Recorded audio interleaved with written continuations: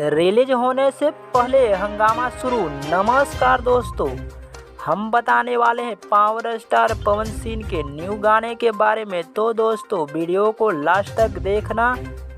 जो लोग मेरे चैनल को सब्सक्राइब नहीं किए हैं वो लोग चैनल को सब्सक्राइब करें। जैसे कि आप सब जानते ही होंगे, पवन सिंह के एक ज़बरदस्त और शानदार गाने का एक टीजर आया है।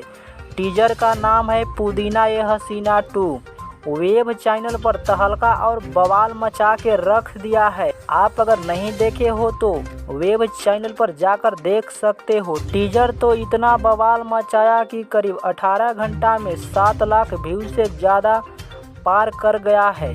गाना आना अभी बाकी है। गाना तो पूरा पक्का कंफर्म है, ट्रेंडिंग में तो जाएगा ही जाएगा। गाना गाए हैं पावर स्टार पवन सिंह और शिल्पी राज, दोनों ने मिलकर गाना गाए हैं। मीडिया रिपोर्ट के मुताबिक बताया जा रहा है कि गाना कल तक आ जाएगा और ऑफिशियली रिपोर्ट अभी नहीं आया है। रिपोर्ट आएगा तो हम वीडियो बनाकर बता देंगे।